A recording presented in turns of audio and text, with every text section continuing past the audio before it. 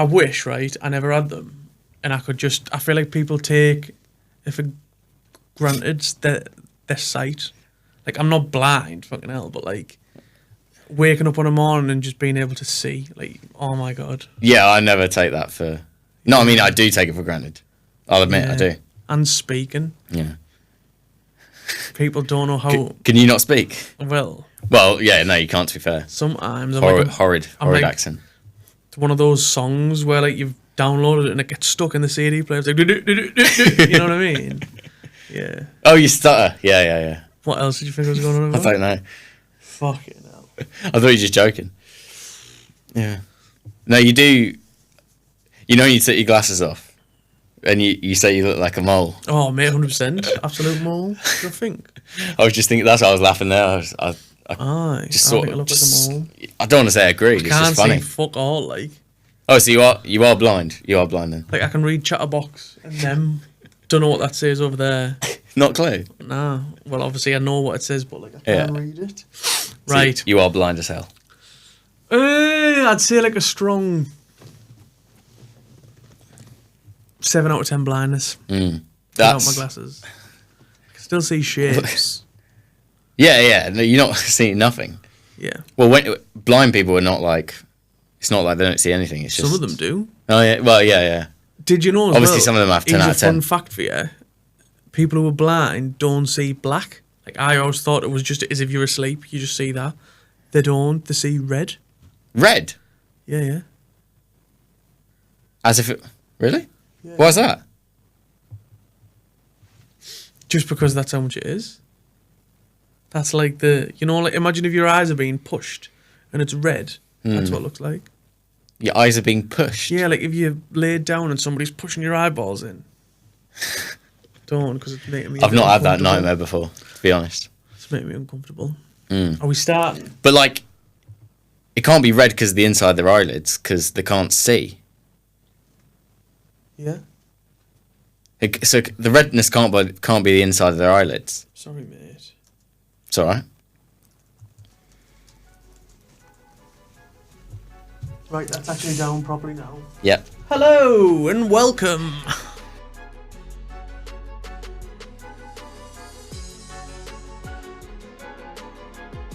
Welcome back to the show, ladies and gentlemen. Episode 5. Oof. Episode 5. So we're getting there. 5! Yeah. Yes. Oh, I feel like it's been ages, hasn't it? Yeah. I feel like we said that a couple of times now, but yeah. Now we're back on it. I just want to say something though, like, I want us to actually have a schedule and commit, because I feel like consistency is a big thing. And if we say like, right, let's do release episode every Friday, you know what I mean? Yeah. Because we can bulk record and get ahead.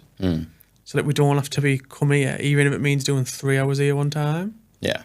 We could easily get enough episodes done just to put out whenever. Yeah. Do you know what I mean? I get that. It is good to have I just think like... It is good to have something to stick to, have a regular release date. And like the way... Like the algorithm works, I think if you're consistent, it's more likely to promote you rather than like an odd and sod here and there. Yeah. But yeah, man. I think on YouTube, I think that is true. Yeah. Yeah. So now it'd be good to get some sort of a. Yeah, it's just obviously like we're busy, got things on, but yeah. Busy bees, aren't we? Yeah, life gets in the way, but that's the way it is. We've got to prioritise things. Yeah. Exciting though. We've said. So Sam's in charge of the technology. I'm in charge of the ideas. But obviously I have to still run them by Sam. Yeah? They have to get my approval. So we have a thought for every 10th episode. We're going to be doing a roundup of the news and like what's happening in the world. So I'm pretty happy for that episode. I feel like it'll be good because we can do like a roundup of like however many months since we started the podcast. What's been happening. Yeah. Yes, so you think for episode 10 that's what we'll do? I think and then stick to every 10 episodes. Every 10, yeah. Just like a roundup of like what we've been doing, what the world's doing. I like that. Where we're at in the world. I like that. And then we can look back every 10th episode and go, fucking hell, look at me on episode 10 when I'm on episode 20. Do you know what I mean? But yeah, Mega Man. We'll sort it. But yeah, exciting. Yeah, nice. So what's today's episode about, Samuel? So today, I thought it would be interesting, and we can obviously have the whole conversation off the back of this, but you recently became qualified as a mental health first aider. Did I? Yeah. So I want to know, how did you get that? And then what do you feel you're now actually qualified to do? And like, what situations can you cope with? Oh, fucking hell. Yeah. It's a can of worms. I don't know. So obviously work paid for it. I'm really, really passionate about mental health. Like, I feel like it's something that everybody goes on about now. Like, you need to you need to speak about your mental health. But I still don't think it's spoke about, but I don't think it's spoke about properly. Like, sometimes I think it's just pushed because you need to push it. You know what I mean? I know exactly what you mean, yeah. Like, whereas I think it actually needs properly doing. So, like, obviously the opportunity come up for me to become a mental health first aider. Obviously, didn't have a clue about it, but I was like, right, this is interesting. And I think because I've suffered with some of the same shit myself, it was more, like, easy to go for. Honestly, I feel like a lot of it is just common sense. Like, So, but like, what kind of things were you going through in the training? I assume there was like some training you had to do. yeah, the person was a bit of an ass, to be fair. She was a bit weird, but it was like sort of understanding what to do if a person has like, or comes to you with mental health like issues. So like, I'm saying issues as in like they're suffering with poor mental health. Yeah. So like, I'm not qualified to say like, oh, you should do this. Like, my job is to sort of like push you towards resources and shit like that. Like, okay, I'm not a psychologist, so like I can't say like, oh, you're tapped. Yeah, you know what I mean? You've got this, here's what to do about it. Yeah. You're just like the friendly face that people go, yeah, like I can confide I can in listen. So I can listen, but I'm not supposed to obviously give advice. Yeah. But obviously, I like the sound of my own voice, and if I do think some advice is right, I'll say, look, like, have you thought of this? But I can't say it in like a, you should do this. You know what I mean? But yeah, I think it's good because, like I said, obviously it's not spoken about enough properly. Like, I think it's encouraged to the point where I feel like people are forced to talk, when I don't think it should be a case of forced. It should be you talk, obviously, like, when you feel comfortable talking. But, like, it's all about creating that environment of, like, a safe space to get them to talk. Yeah. Yeah. But, like, Exactly. don't make it serious. Like, mental health is a massive serious thing. But, like, I hate how people are, like, always, like, oh, my God, like, mental health's so serious. Like, you need to, like, make light out of it. And I think it becomes a million times easier. Like if somebody comes to you or would come to anyone with, oh, like, I'm actually got poor mental health at the minute, you know, I'm kind of struggling a bit, then immediately me as somebody that's listening to that, it's like putting me on the back foot of like, oh, this is, everybody's talking about like letting people and making people comfortable open up. I'd then feel pressure to like, I'm like, oh, this is it. When really it should just be I think you're right. It should be more of a natural conversation, like, of just like, it should be more normal. And it seems like there's a lot of pressure and. Do you not think that's come with the whole thing of like the way the world is though now? Like, there's a pressure to be who you are. You know what I mean? Like, if you're LGBTQ plus, I feel like now there's a pressure to live up to what an LGBTQ plus is. You know what I mean? Because it's so kind of far gone. Like the definition of a man and a woman and a she-male, if I'm allowed to say that. Like, the definitions, because obviously everybody expects a certain thing. everybody feels like they need to live up to this specific expectation. So when you're handling the conversations, like the deep conversations, I feel like everybody's preemptive going into it like, shit, this is a negative. And it is a negative deep down, but you don't have to make it a negative.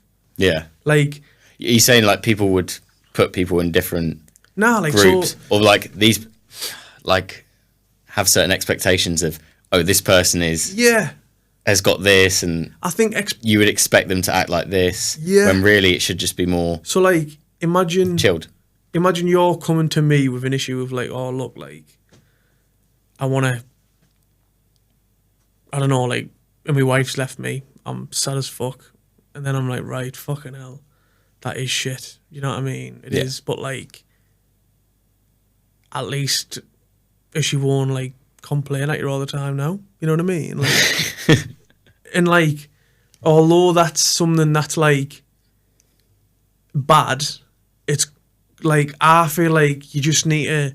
Oh, honestly, right? I'm saying this. I'm the most pessimistic person in the world. Like, I was gonna say you were like, oh, looking on the sunny side of things, but you're not the most optimistic. I'm so pessimistic. Like, but I feel like when it comes to advice with other people,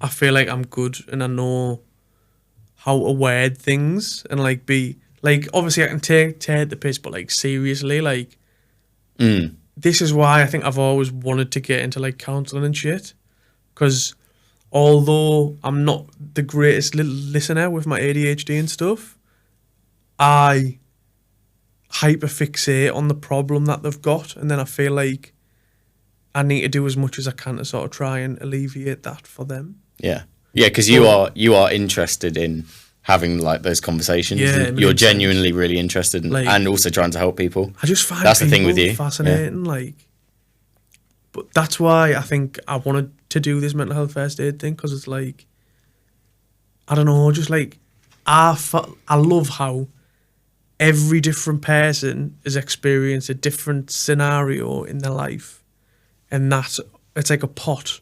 And each scenario is like a bit of food going in the pot. So like, say you're a steak casserole, you know what I mean? So like, you've got your chopped up carrots as one scenario. Yeah. Your chopped potatoes is another bit. Yeah. But then I'm having steak casserole. I might have no potatoes, but I'm still a form of steak casserole. You know what I mean? Yeah. No, I actually quite like that. It's like you are sort of all you are is sort of a mix of all your experiences you've been through and sort of the beliefs you've got from having those experiences and things like that. Yeah, like that's all you are. You're the person who you are is because of what shit you've been through in your life, you know what I mean? Yeah. Like, I think that's why when people say like, oh, we're psychopaths, born psychopaths, I don't necessarily think so. Obviously, they're born with some sort of condition of them being on the spectrum, because obviously a psychopath's on the spectrum. But for me, it's more like nurture versus nature, if that makes sense. Nature versus nurture, yeah. Like, I feel like your upbringing is one of the biggest things. Like, yeah, 100%. Like, if you look nobody's truly born a psychopath. Oh, nah. Like if there was somebody, if somebody is a psychopath or becomes a serial killer or something, there's no way. For me, it's not like 100% they were meant to be a serial killer. Like with the best upbringing, 100% that could be avoided. I think. So I think we agree on that. It's the same as paedophiles, though. I think like the fucking horrible people, but like I don't think it's their fault that they're attracted to what they're attracted to. Yeah. Obviously, it's their fault for acting on it. Like nobody should ever do that. It's fucking disgusting. But like, there's obviously,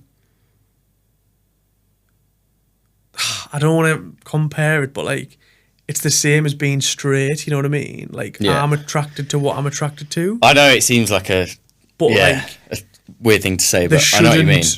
They shouldn't act on them needs, but they're obviously, I don't know. I just find people fascinating. Yeah. Like, I wish I'd have done like sociology and psychology in uni and stuff, but now on the paedophile thing, like I remember seeing some interview of some guy saying like he had these thoughts and feelings, but he never acted on it, obviously.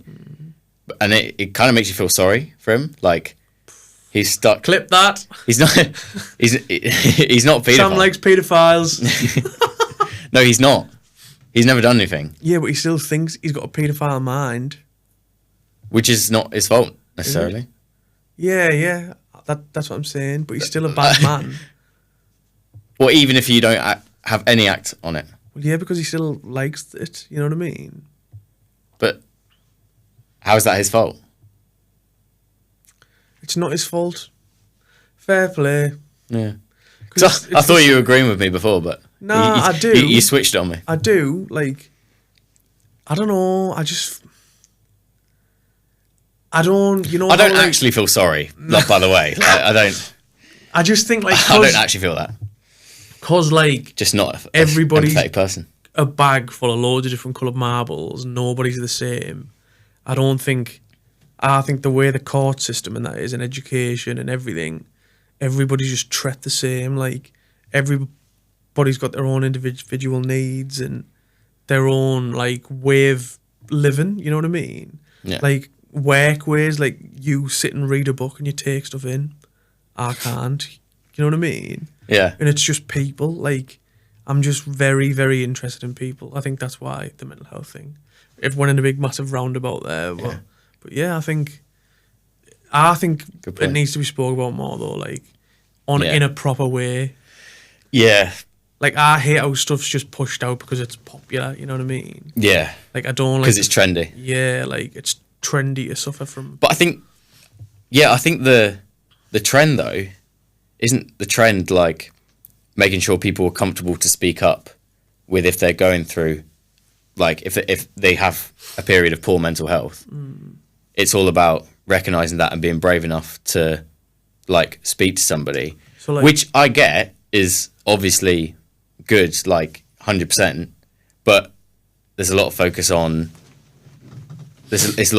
just speaking and not what can you actually do, like, not what actual action can you take to better your mental health, if that makes sense. So which is the problem I have, I guess. It's not a problem, but... What, are you saying you can't, like, work on your mental health? Like, to become more, like, I don't know, like, less of a sufferer, is that a thing? What do you mean? Like, what were you saying in that statement? Are you saying you find it hard to work on your mental health so that it's not a thing anymore? Yeah. So I think it's just... Because...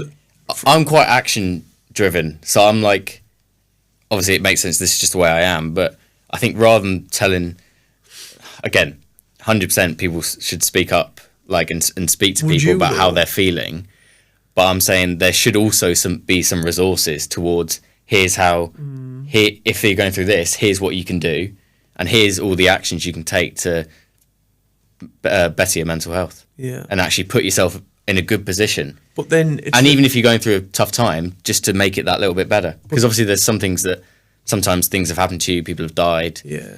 That's what I mean. But sometimes there isn't really anything. It's a lot of external factors, isn't it? And you just, there's a lot. But exactly, which is why I'm saying there should be more of a handbook on actually what to act and how to guide yourself through it. It's not like a do-it-yourself guide, you know what I mean? Like, that's what I find hard. Like, it's not like right, Sam's feeling sad. Obviously, there's exercise, whatever else. Like, you're into all your routine and that. But, like, for me, it depends on the type of person as well. Because, like, if you're different action for different people. Driven like you are. Yeah, no, fair. Like, obviously, I can't imagine a pregnant mum who's suffering from sadness and depression and shit. I can't imagine her being the same mindset, you know what I mean? Yeah.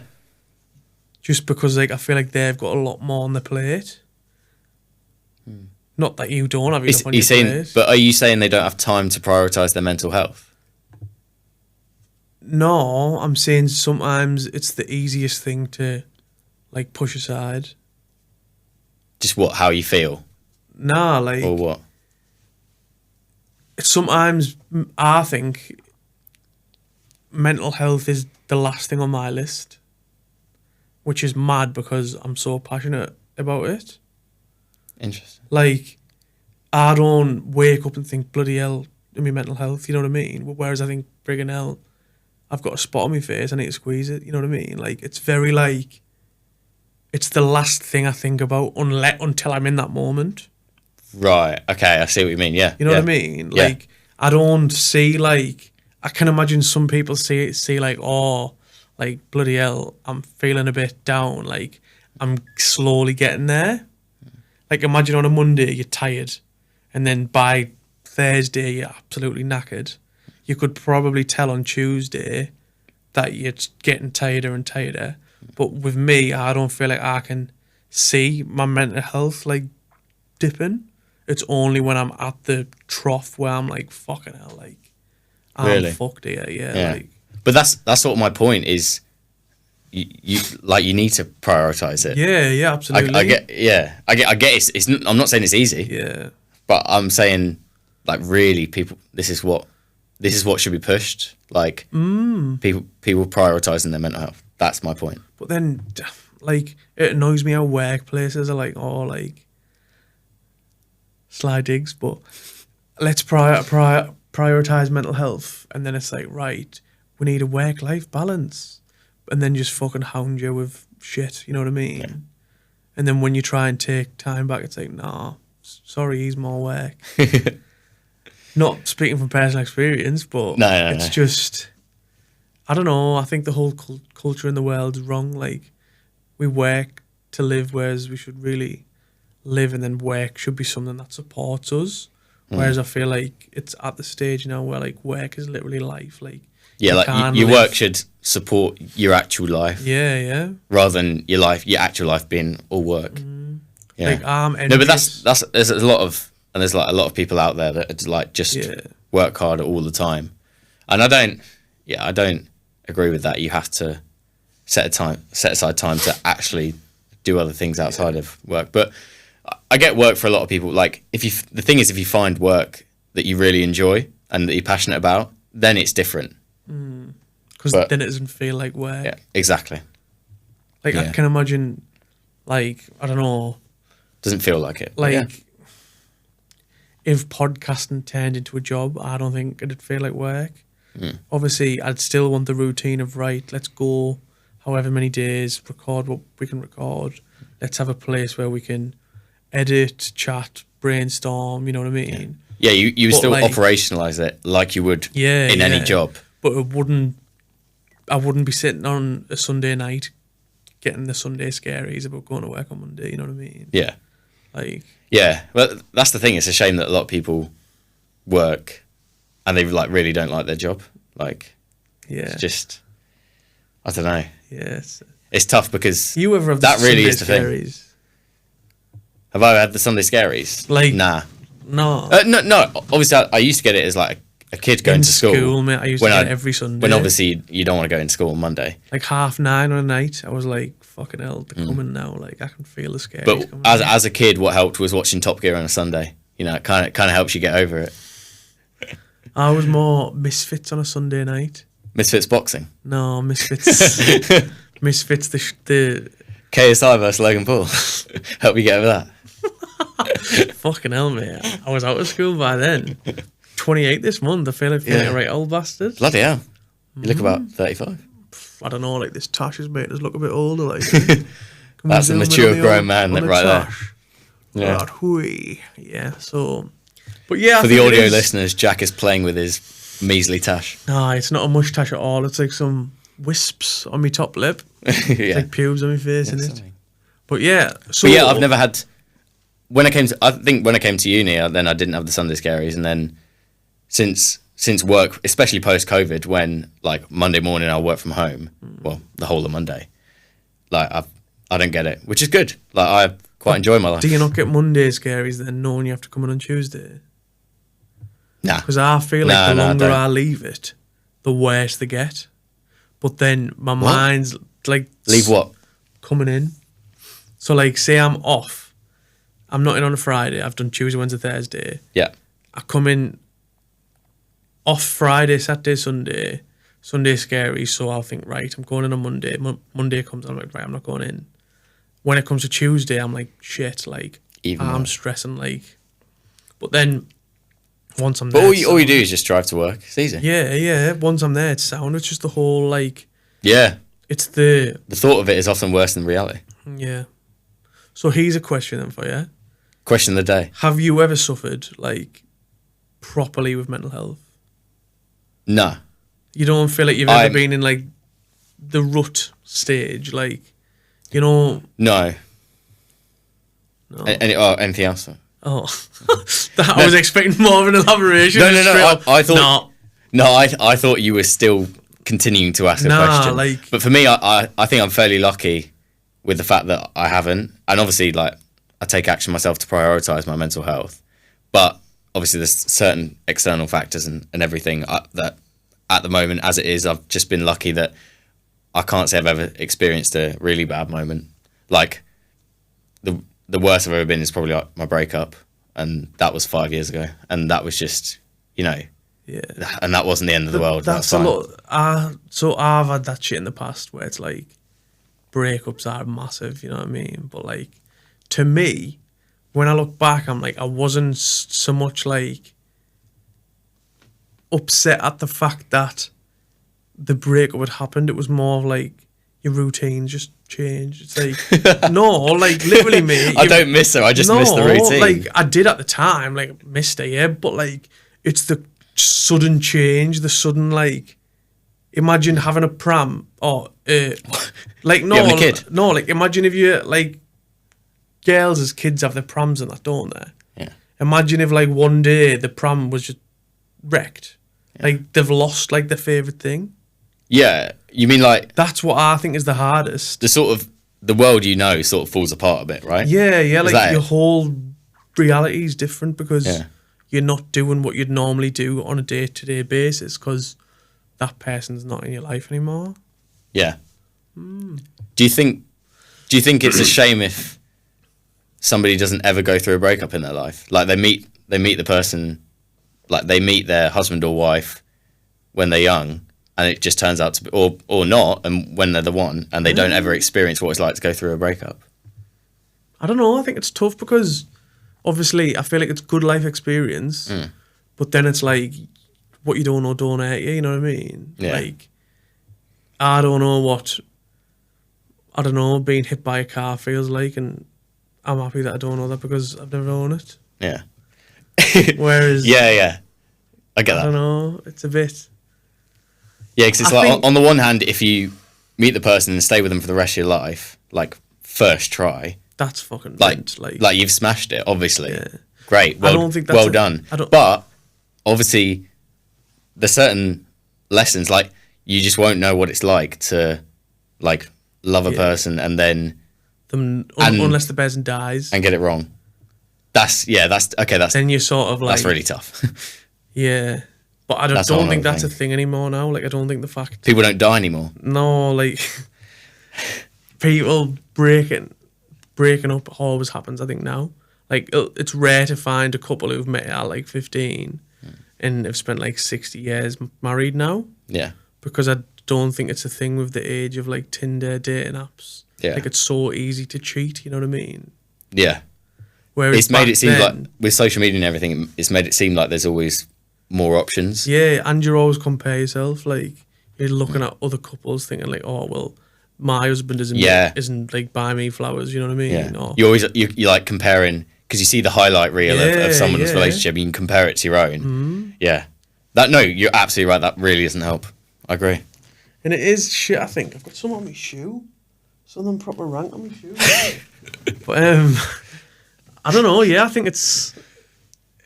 I'm happy the fact you haven't like suffered like, but this is mad. Looking at you, I don't think you're a person who, if you were so suffering, I don't think you would open up. I feel like you're a deep thinker, but like not a talker. Yeah. I don't know. I do have that sort of sense of I'll figure it out myself. Like I'll work my way through it myself. Like, I don't need to. I have that initial sense, but I like to think that I would. I wouldn't deny it if anyone. No, but But like, I don't know because I've never would you been in be the situation. I don't feel like you'd be open enough to like, look, lads, I'm feeling this. You know what I mean? Just Yeah. because of like, I don't know. I think I would. Do you reckon? I don't know. I think sometimes It's an you're interesting closed book. observation. Yeah. Because I was shocked when driving up, I think last episode, you opened up about like your previous relationship and shit, and I was like, fucking hell. I was like, I wasn't expecting him to open up as much as this is easy. Oh, really? Yeah. You're just a friendly face. You're I the thought- mental health first aid. I thought it would have took like longer, but I'm happy that it happened. Well, we've been friends long enough, right? I just thought you were really caged, Ah. like a caged animal. But no, that's good. No, like but like if I got nothing to hide, like Yeah. I'm not. Do you Yeah. think a lot of But people? obviously, I was talking about that in retrospect, right? Yeah. It's the thing is, if I'm going through something, if I'm in the trenches, like Yeah. in that moment, how would I react? difficult. And I don't know how I would react. And that's the honest truth is I don't 100% know. But as I say, like I think I am always open and just as I've said before on this podcast, like let's talk about it. Like that's the reality. Yeah, I agree. I think so. I think it's encouraging that the hard persona doesn't always mean like uptight and not chatty. Like I think, especially when people You're saying I'm hard, or I try to have that bravado about me. it's the accent, mate. It's just makes you look rock solid. Nah, like I think That's the least rock solid thing about me. it's them leg muscles in it. Nah, like I feel like when people say men like don't chat, to me, I don't think it's just about men. Like I know the suicide rate in men is fucking sky high compared to anything else, but like, I think three times more Yeah. men kill themselves than women. but is that not because, like generationally, men weren't allowed, like the environments weren't there for them to open up? You know what I mean? Yeah. Like I feel like the society's changed in a sense where like we'll go to work and like it's common to have that type of conversation. Well, probably not for everybody else, but for me it is. Yeah. You know what I mean? I don't know if Yeah. that's a me being special or like I don't know. Like I just find it so easy, so it probably is a me thing. Everybody else might not. But there is a problem with men not being able to speak Oh, up, right? 100%. Yeah. Even though obviously. Yeah. I would think a lot of men would say, oh, like, what's speaking It's up not a going to big do? deal, Like, it's yeah. not, either it's not a big deal or what's speaking up going to do? Like, it's only going to make the problem worse. Yeah. It's only gonna send you more on that thought loop. And now everybody else knows I'm going through a tough time. Now they're going to be acting different Pressure. around me, and now I feel a bit of pressure to, I'm taking something out. I'm taking some energy out of them. Which is kind of does make it's kind of the sense. thing that I was saying about being action driven and being like, right, it doesn't matter about speaking about it. What can you actually do about it, Yeah. like to make yourself better? So what? But I don't know. But people should, like, if you can't be open about how you're feeling, you need to get better mates. That's what I Yeah. think. But then is it not the thing of like lad culture is like you take the piss out of your pals, like you know what I mean? Yeah. Like that's a thing that I think like I know my mates like they'd take the piss out of me, but like if I was like, look, right, like I went on a night out to my pals down Leeds. This is like they'll probably laugh if they're listening, but like I just wasn't mentally there, like and we were having pre-drinks and shit. And what happened? There was like five of us and then one lad's girlfriend. And honestly, mate, like I had about 4 cans, and I just fucking broke down. Really? Yeah, I was like, When was this? like 4 years ago maybe, and I was like, I don't even know why I'm breaking down. Wow. I'm just like mentally just drained. And all of them were taking the piss, and then the scene I was like fucking thingy, and it was like, right. Is he And then alright? everyone got on your side Yeah, and was yeah, like, there was sound. hey mate, like, But I was like, how you doing? I don't know, like it was just a mental breakdown. Yeah, I was just proper. And then we went out and had a night out. That's But good. I That's needed good. that, though. Yeah, that's good to know that your mates are actually like there. Because I 100% know what you mean. Where, like, if you and your mates go to the pub or whatever, the energy is like 100% banter, Yeah. jokes, like who can get the funniest comment, who can get the best reply, and just taking the piss, like as you say. But so, so when you're in that energy, it's hard to go. Like, guys, Yeah. actually, can we stop? Like, I need to Yeah. say how I'm feeling. Like, it just But it's so like that is tough to do. It's like such it a actually fine is. line, though. Like, I think when it's your pals, you know it's banter. Like, whatever my pals say, I don't like sit and like dwell on it. So, like, I'm happy, for example, people taking the piss out of my speech and shit, who I'm like really friendly with, because I just think, you know what, let's laugh about it. But like, if like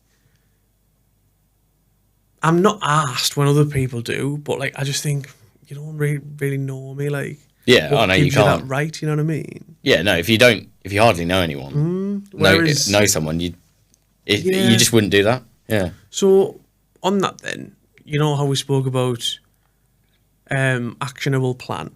yeah, So let's go through your routine then, because obviously you very routine driven and shit. yeah. Do you think that is a big thing that keeps you like mentally sane?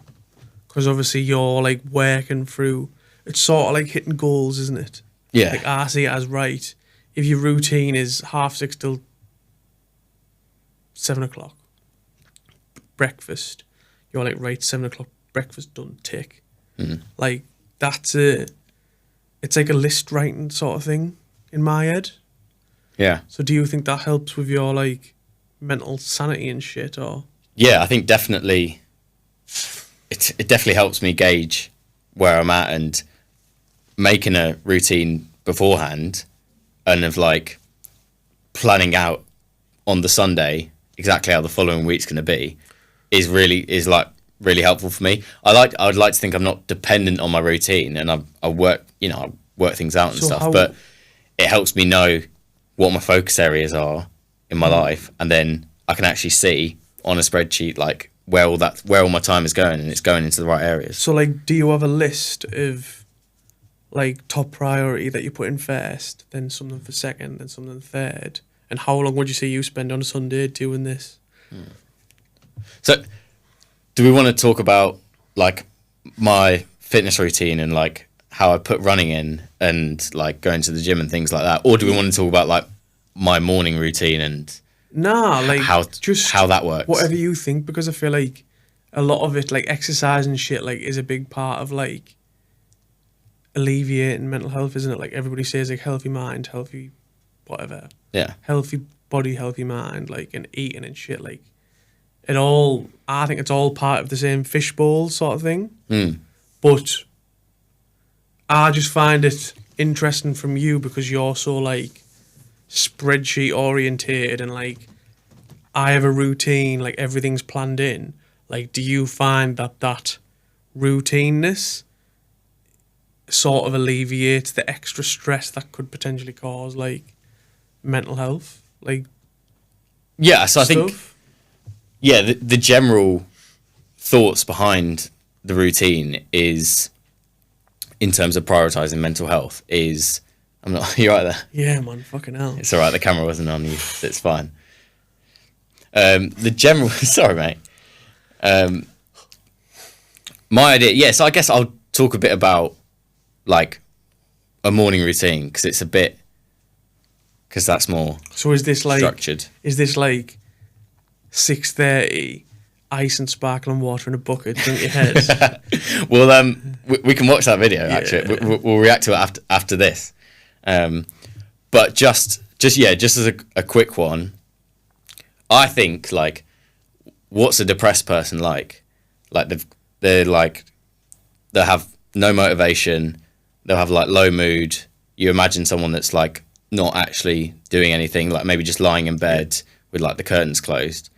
So I think, right, I want to be, by the time I get sat down at 9 o'clock to start work, I want to be the complete opposite of that. So I want to be the best mood possible.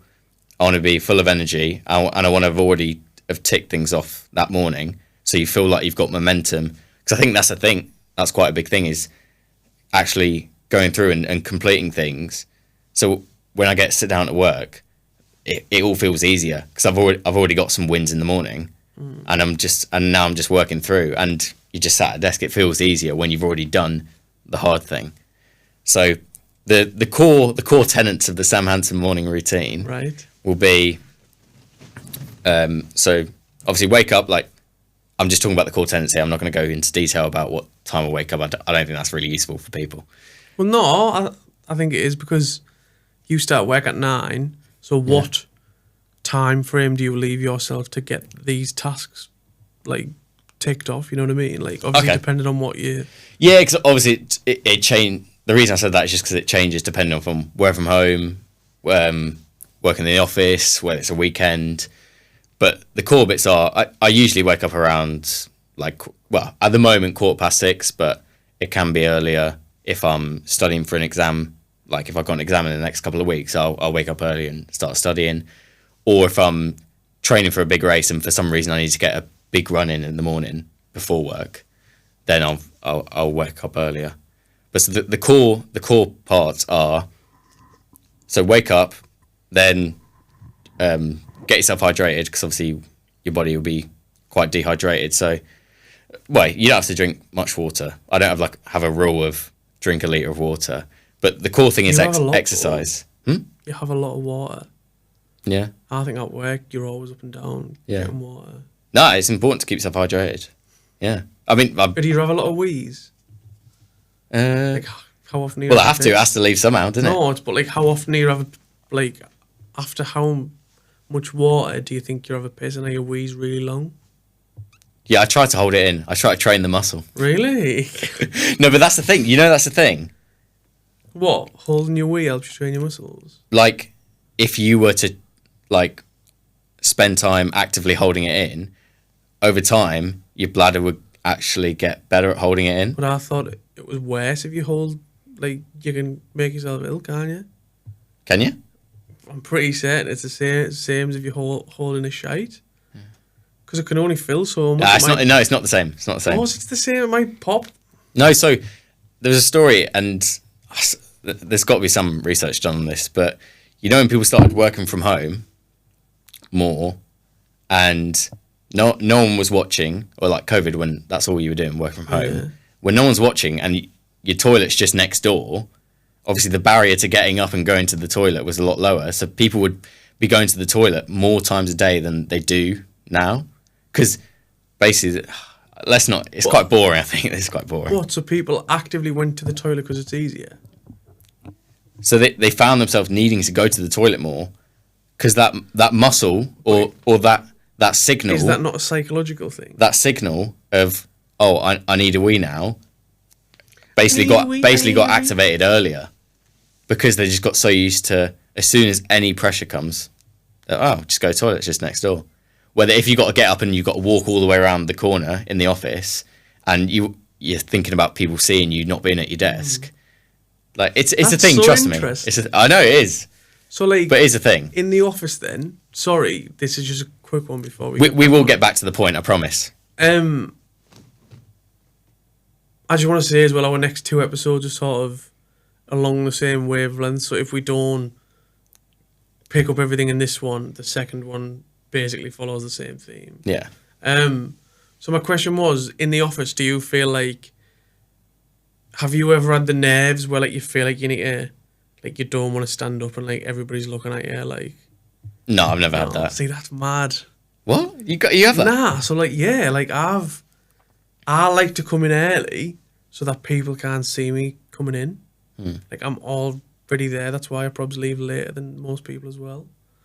Just because. Oh, I thought you just came in early because you wanted to leave early because you wanted to beat that is the a traffic good back thing, to Hartlepool. But you must have noticed recently, I stay later, and it's just because getting up but then it's weird because I'm so personable and like I like to chat to everybody. It's just What is it? Is you don't want people to see you moving? Nah, it's just like sort of like in a vulnerable place where if anybody turns at any point they could see me. Not that anything's going But to what have you happen got? What's bad about people seeing you? Nothing. It's just like a Wow. if they see me, That's yes. mad. That's interesting. Yeah. But enough of me. Yeah. Your Right. Okay. routine. Yeah. No. Let's bring it back to get up. First thing is exercise at the 3. So that can be running, or obviously you can do whatever exercise you feel like. But with me at the moment, it's running or going to the gym. After you go to the gym, you feel good. Like, don't get me wrong, but personally, after a run and actually getting your heart rate higher consistently, you feel really good. Like, if I'm picking anyone to try and feel as good as possible, it will be like a nice short to medium easy run. Like, you feel really good. So how long is that then? Like 5K? Yeah, like, let's say if you go out half an hour jog, like, perfect. It doesn't even need to be that long. And if you're not a runner, like, obviously you can't just go out there and run for half an hour straight away, but definitely at least half an hour is, to be honest, like, even less. But so that's number 1, is get out and do some exercise. Number 2 is when you get back, you shower, and at the end of the shower, Cold. just stick it cold at the end for as long as you can do. For me, I like to try to get a minute. So, What, and you just stand? Do you need like prepare yourself for that? yes. So the thing is, it's people say like, oh, you take cold showers. It's like, no, you have a normal warm shower first to like clean yourself, and then it's only at the end stick it all the way to cold, and it's got to be instant. Ice cold. So literally, I'm talking like hot. Ooh, yeah. Like you know what I mean? Yeah, literally that, with less screaming. Fucking hell. But it depends. Like, most showers don't go like ice cold, but they'll be cold. Like, they'll be cold. What, and is that every morning? Yeah, like every shower will get cold enough for you to have a positive effect. Every morning, yeah. Yeah, I think it would feel weird at this point to That's mad. like get out of a shower. But don't get me wrong, it's not easy. Like, your body gets more used to it, but it's still. What? So now you still find it uncomfortable? So there's no like shock like when it happens. Whether maybe first few times you do it, there would be, but it's there is definitely that little bit of right. I'm clean now. Now I've got to do it. Like, it's not always easy. You don't always want to do it, but I feel like I have to do it before I get out of the shower now. Are you one of these who like, because I'm not motivation, like I'm shit motivation. I'd rather like. You don't have any motivation. Yeah, but like, I find it sometimes if I need to obviously do something, I'm like 1, 2, 3, and then I go. You know what I mean? Just because if I don't count to 3, it's as if 3's like at 3 you need to do it. So like I'm like 1, No, 2. that's useful. 3, yeah, and then I go. Like, do you have any techniques like that where you like? it's weird. I'm clean, but or do you just have it in you that the motivation's there to just turn the shower cold?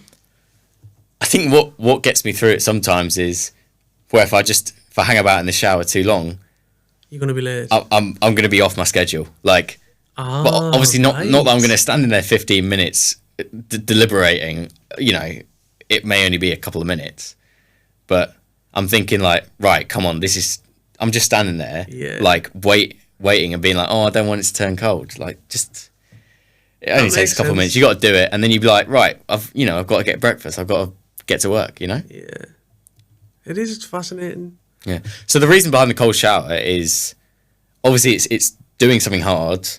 So that does help. Of like, and honestly, once you're like been there, once you're 5 seconds in, like it's just that initial shock, and afterwards, like you feel like your mind feels clear, like you feel like you've got an elevated mood. Like goes back to what I was saying is like you're trying to be the opposite of a depressed person. Like you've now gone on a run and you're going to cold shower. Like physically, you feel really good. So it's just mentally you do as well. This is just me being naive about anything exercise. If you couldn't tell, I'm not really the most exercisable person. But when you do your runs in that on a morning, do you not come back tired?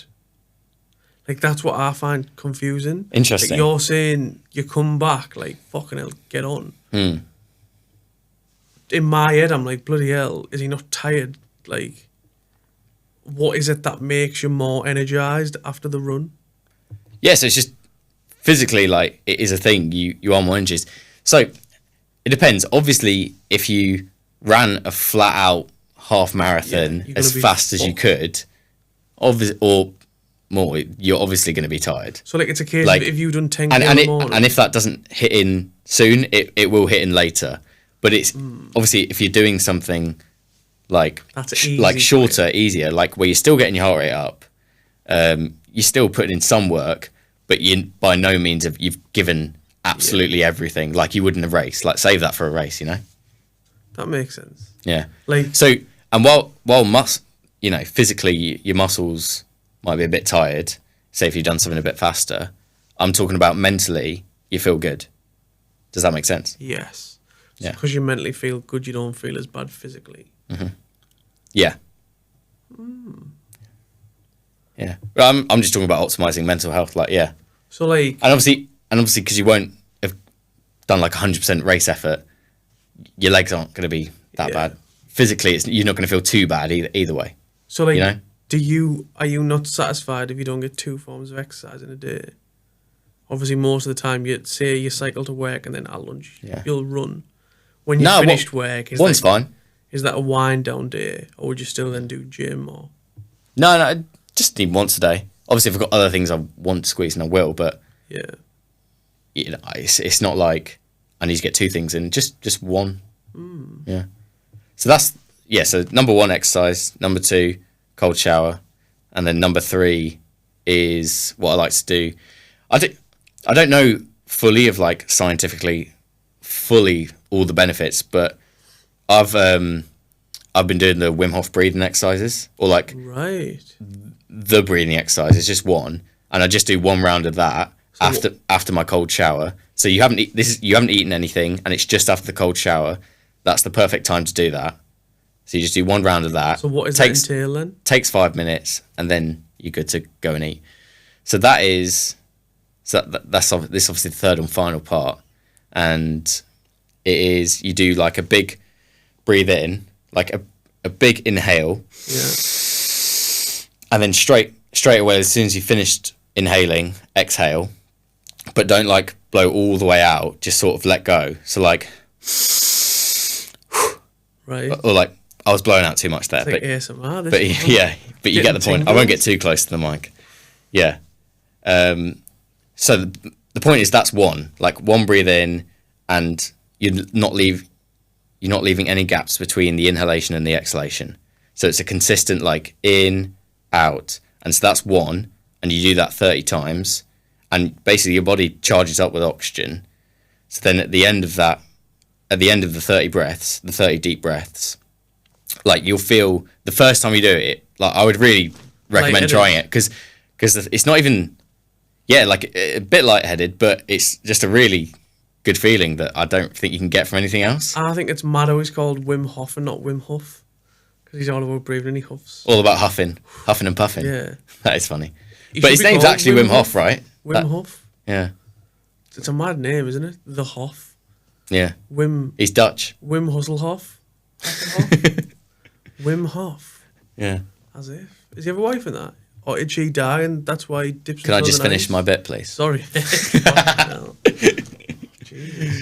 Yeah, no, so at the end of your 30 breaths, like you do your final one, you breathe all the way in and then hold your breath. Actually, I think you can also let go. It doesn't really matter. So do your final one, let go, and then hold your breath. And you'll find you'll be able to hold your breath for a long time. And so, yeah, basically hold your breath until you feel the need to breathe in. And then at that point, you would stop the timer or whatever, and then breathe all the way in. And that's one round done. And how many rounds do you do? Just one? I do just one. Like, with each round, you'll be able to hold your breath for longer and longer. So, like, the first time, one of the first times, because I was like, this is pretty cool. Now, I think it's just a time thing now, and, like, by the time I've done one round, I've got sort of 90% of the benefit. But each round, you can hold your breath for longer and longer. So, first when I tried it, I did 4 rounds, and in the 4th round, I think I held my breath for almost 4 minutes. You held your breath for 4 minutes? Yeah. Because your body's just like charging up with oxygen. I don't know the full science behind it. 4 minutes? Almost 4 minutes, yeah. That's like 1.5 songs if you listen to a short song. That's interesting you thought of that in that way. What? 4 minutes? But so for context, in the first round, what I usually do is 2 minutes. Fucking hell. So if you're doing it properly, like, because obviously because it is tough, like, because it doesn't feel natural to, once you've breathed fully in, to let go and to breathe fully in again. It doesn't feel natural. So you've got to do it properly. And then so I do a first round and do just short of 2 minutes, or on a good day 2 minutes of like holding your breath. And would you recommend that, like, to anybody? Just for like, do you feel like it helps your mental clarity as well as feeling energized? Yeah, like, as I'm saying, once you've done your run, you've done your cold shower, this is like another, you're further moving up the scale of like... So would you class it as meditation? You just feel... This is the thing, right? So I don't meditate, but obviously a lot of people when they meditate will just focus on their breath and focus on their breathing. So I wouldn't class it as meditation. I would just say it's a breathing exercise. But some people do. Like, some people do say, oh, like, that counts as meditation because you're just... But for me, it's a totally different thing, because I thought meditation was you're just focusing on one thing, like the sound of the water or the sound of your breath. Yeah. And then when a thought comes into your head, then you just diverting your attention away from the thought and back to the breath or back to nothing. And that's like a rep of meditation. To me, like... Which is not what you're doing in Wim Hof breathing. Like, meditation to me is the ball, and then you bang it on the side, you're like, you know what I mean? Have you ever meditated? The closest thing I'd say is journaling. I know that's not really meditation, but it is self-reflection. Yeah. But I feel like that is a good thing to do on next episode when we're doing about what we're going to talk about. Yeah.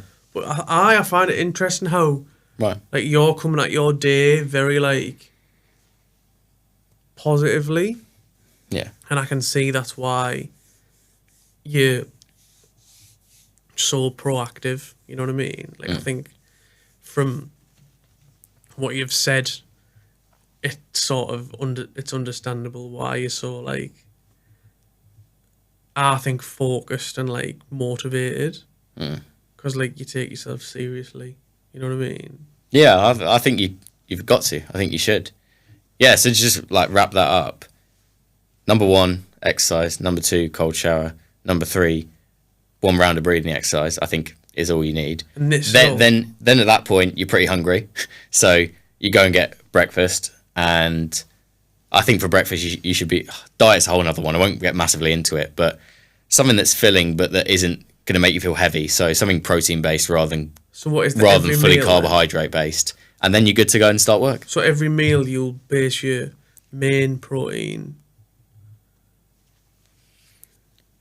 then your carbs, and then your veg. Because I'm sure we've spoken in the past about, like, the way of eating them as well. You're supposed to eat protein, the order, yeah, and carbs.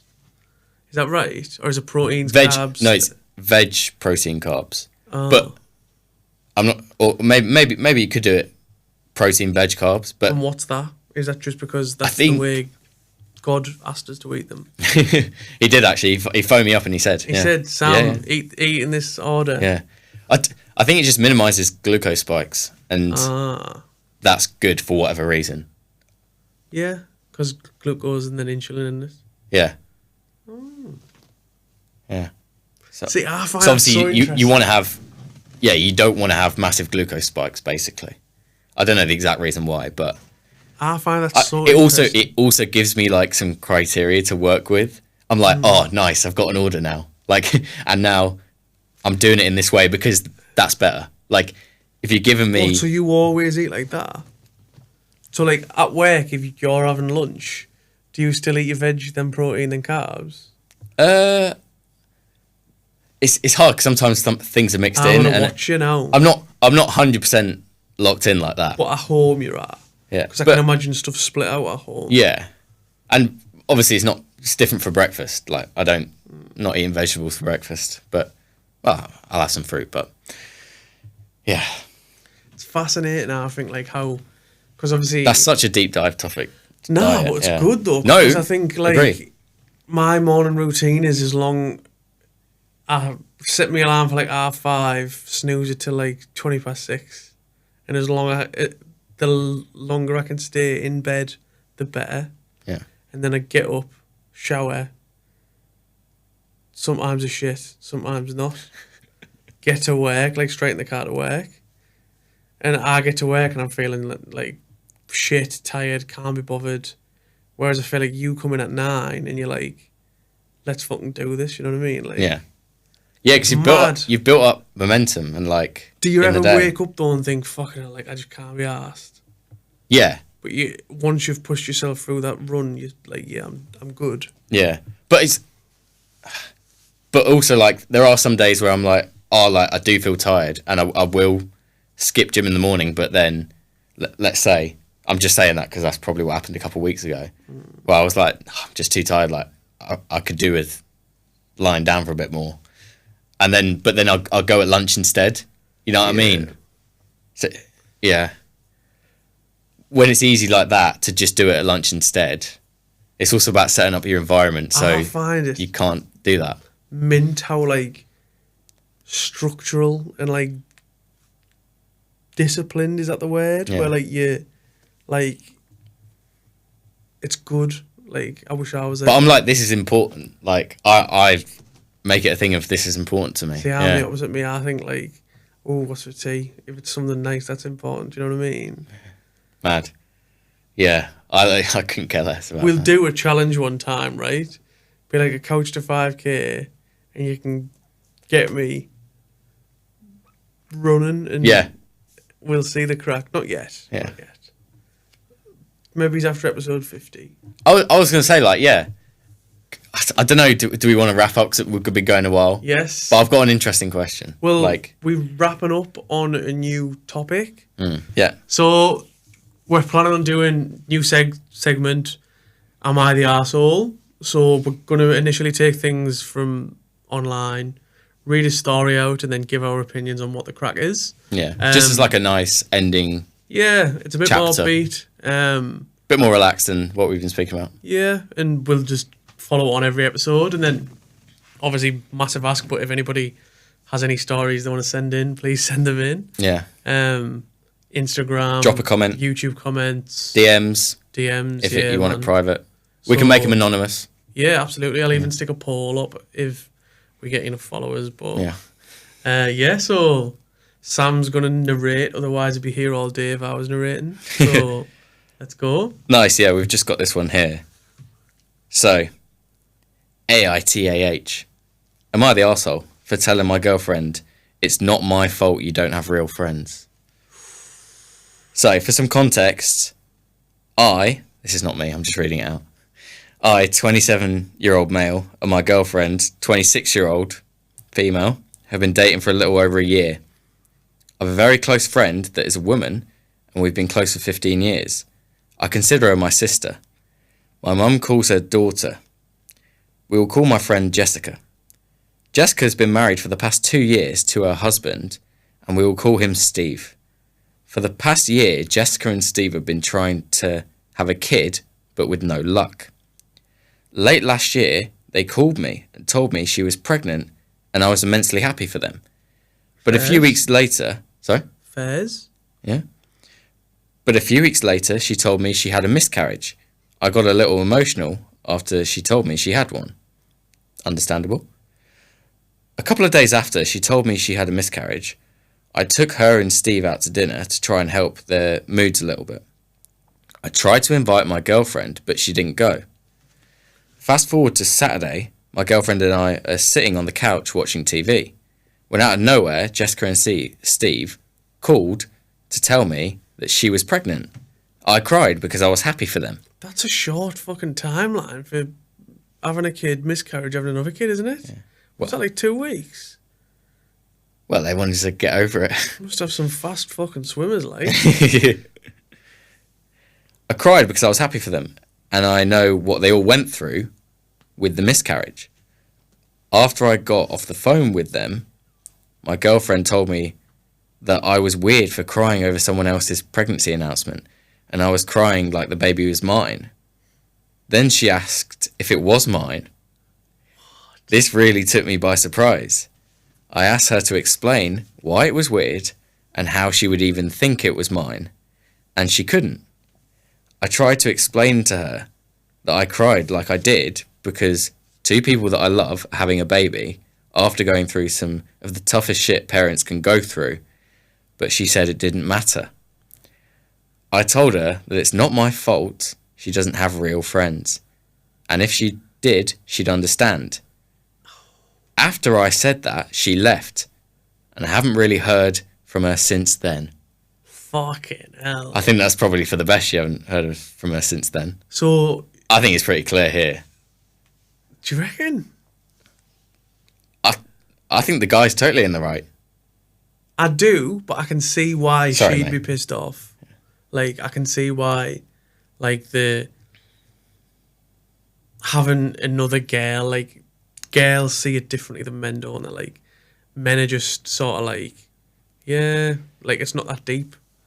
Whereas I feel like girls get very territorial and very, like... But here's a guy that it was deep for. He was crying. No, like, I mean, like, he won't see what he's doing as a problem, but a girl would. Just because of the way... But what is the problem? It's not a problem, sort of say, but I'm saying... So, yeah, I know. What does she see as the problem? The fact he's so close to a girl. Yeah. Like, that's, like... He's my, like... Because she basically here has not accused him, but put in the question of a cheater. Has he cheated on her? She's the one who's got issues, hasn't she? Like, yeah, she's been hurt. Yeah, 100% she's been hurt in the past or got some issues. But, like, for me, it's her own doing as well, because, like, if he's invited her out for food with them, why isn't she building a connection with them so that she'll feel more comfortable around both of them? Like, she never came to the meal when they went out for food together. The girlfriend, like, surely if you got a good relationship with your partner, and your partner has some really good friends, like, and they're also a couple, the complete natural thing is to go along. How long have him and her been dating? 2 years? So which couple? The female and male. The ones who aren't having the kid. For a little over a year. Oh. So it's kind of fresh. So if I was him, I'd be fucking her off straight away. Yeah. But then it's bad because it's like, she obviously has her own issues, so, like, surely he should be there to help her deal with her issues, but then if she's accusing him of shit, like, he doesn't really need that. I think there's certain things that you can't. He's not going to fix her, if that's even the right term. So are we going to say arsehole? Yeah, because look, this, like, the guy's 27 and's been friends with this woman for 15 years. So friends since they were 12. Like, if they've been friends since they were 12, like, but how can you not understand that they're just good friends? Yeah. And why would you throw... But do you not think, though, like, a girl having that... So a girl having a boyfriend who's got that, like, girl in his life, to that girl, she's going to be jealous as fuck, like, because he's essentially got what would be flipped as, like, a gay best friend, you know what I mean? Like, she's always there to pick up the pieces of his girlfriend. But like, she's married. Not in a sexual way. The other girl's married. No, not in a sexual way. Just, like, emotionally, yeah. he's Yeah. always going to have something with that girl. So I can see why the girl, like his girlfriend, it'd be a bit like abrasive towards her. Yeah, but But she's I don't think got there's been. no intent, like she shouldn't be. Yeah. Like, but I can see why. Because there's been nothing here to say that there's ever been anything, or that the woman's kind of acting out of character or out of the way. I just think the girlfriend's insecure. They've been dating for a little over a year. Like obviously maybe you've just sort of had the honeymoon period, and you've not seen truly who this girl Both is. sides of it, yeah. And now it's sort of come out. I'm gonna say she's the arsehole. Me too. I'm agreed. So let's say arsehole counter 1.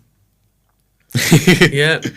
However, 1-0. 1-0 to the arseholes. Yeah. Well, no, there's always an arsehole. It's just who it is. No, it's not. Sometimes there's no arsehole, and you can say, "Oh, the person is an arsehole." Yeah. Oh, no, on either side. Okay. Oh, so actually, in this sense, he's not the arsehole. Yeah, he's not. 0 arseholes. Yeah, exactly. Fucking hell. Yeah, we'll do it from that perspective. Yeah, Of so the person that's writing it. 0. You were not an arsehole. You were not. Steve, is he called Steve? Great news. No, Steve's the husband of the Great other news, 28-year-old male. woman. He's 27. 27-year-old Great male. news, Dusty Thunder. No, Dusty Thunder. What's he called? I think that's his username. I'm not actually. Dusty Thunder. No, that's the subreddit. I'm not too familiar with Reddit, but I think his username might actually be Abject Potential. Oh, fair play. Interesting. So, Abject Potential, well done, mate. You're not the arsehole. 0 Well to the done. arseholes. So yeah, that's the end of our arsehole subject. Subject. We're gonna put this on at the end of every episode, so please Yeah. stick around because we've got some funky ones coming. Yeah, plenty Yeah, to go. that's it. Nice. Like, comment, subscribe, do whatever you normally do, and have a good day. Yeah. Peace. Thanks everyone for listening. Give us 5 stars on Apple Podcasts, please, or Spotify. You can rate 5 stars on Spotify, can't you? Yeah. Yeah. So do that, please. Thank you very much. Goodbye.